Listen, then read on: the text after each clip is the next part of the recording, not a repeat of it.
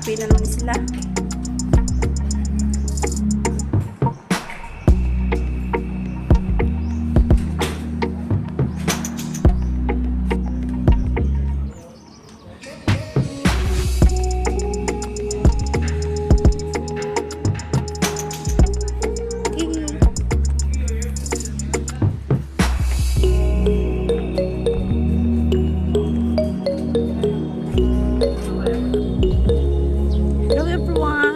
Guys, andito naman tayo sa bagong lugar na na-discover natin.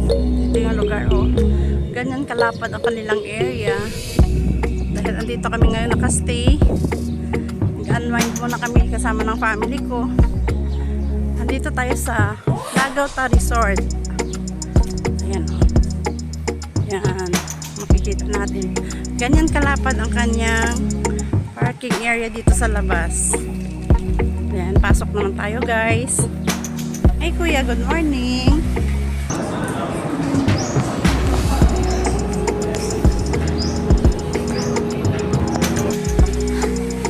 Ito yung makikita natin pagpasok natin sa area guys. Ayan o. Ang ganda ng morning dahil napakaganda ng sunshine. Oh. Diba? Ito yung kanilang area. Ayan, pag gusto nyo mag cottage lang. Oh, ito yung kanilang mga cottage area. Ang ganda dahil nasa baba lang siya ng mga rubber tree. Napaka-aliwalas at saka napaka-ganda ng ambience. Oh. Pag gusto naman natin ng mga medyo malalaking cottage, ayan. Punta tayo dito. Ito yung area ng ibang cottages nila. Ayan o. Ganda diba? Pag gusto naman natin ng medyo malaki, ayan, meron din sila dyan sa upper part. Ayan o. Kaya tayo para mapakita natin sa inyo. Ang ganda ng place na to. Oh. Ayan. Oh, diba? Ito, medyo malalaking area to guys ng kanilang accommodation. Ayan o. Dito ka naman mag-occupy, ayan yung makikita mo. Meron silang mga videokihan. Ayan o, kung gusto mo mag-video, kung mahilig kayo mag-videoki, ayan o, meron sila. Naka-ready na po dito. Ito yung makikita mo kapag andito ka sa upper part. Ayan siya o. Yan yung kanilang pool. Itong area na to guys, yan yung medyo maliit na pool. Yan yung tinatawag nilang jacuzzi. Ayan o.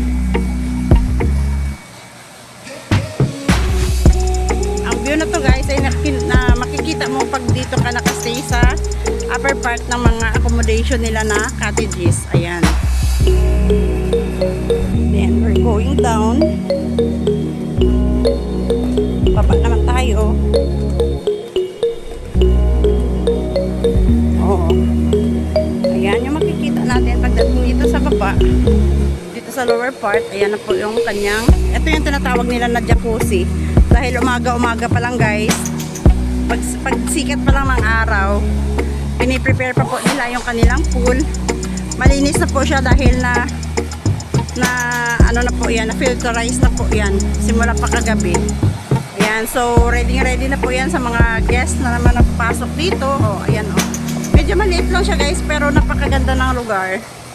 Ang ganda ng ambience.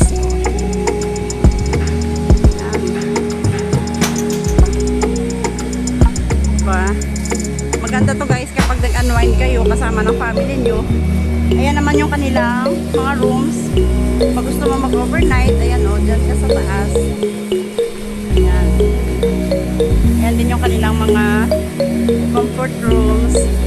Merong separate din yung pang meal, separate din yung pang women.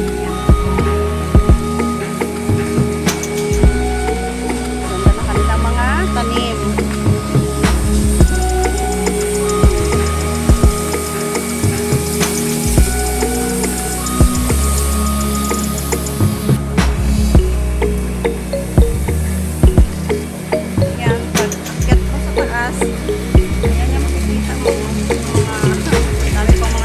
Sampay na mga gamit ng mga nag-overnight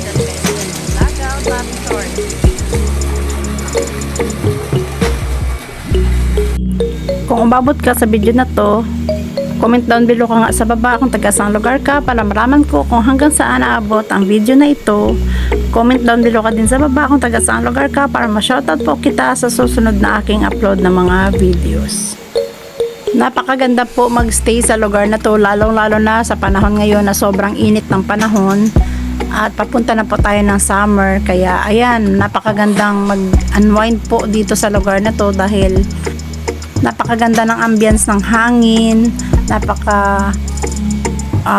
ganda ng lugar dahil hindi po siya crowded sa lahat dahil ayan nga po kung makikita po natin hindi po siya gaanong maraming tao dahil hindi pa po ito kilala na resort na to dahil bago pa lamang po ito. Kaya ayan, napakaganda dahil naabot po natin ito siyang mapuntahan. Kaya ayan, sa mga mahilig mag-unwind at mag-relax dyan, subukan nyong bisitahin po ang lugar na ito. Ilalagay ko po sa baba ang link kung saan po ito mahanap or ilalagay ko na lang sa baba para malaman po ninyo kung paano po mag-inquire at paano po ang price range dito sa lugar na aming pinuntahan.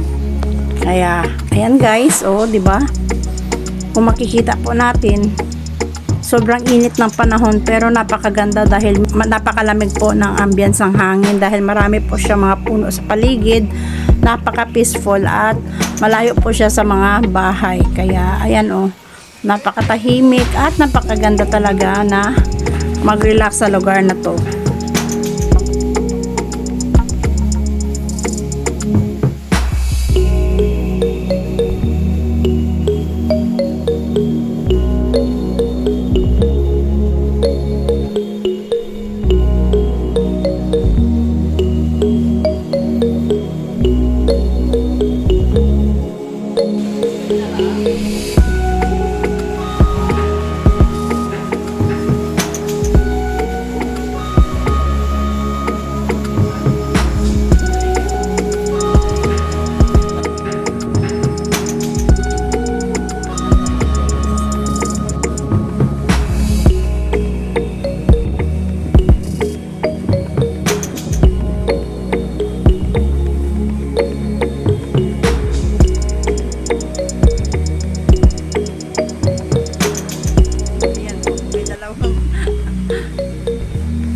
Nag-unwind dito guys. So ayan, nagkakapi-kapi sila. Diba? Ang ganda ng ganda ng place.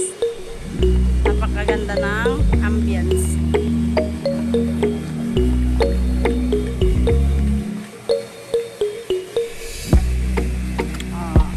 Ano pang inaantay nyo guys? Visit na kayo dito sa Lagauta Resort. Kapag gusto nyo lang medyo malapit lang para mag-unwind kayo kasama ang family, dito lang. Dito lang yan sa area ng Bacolod.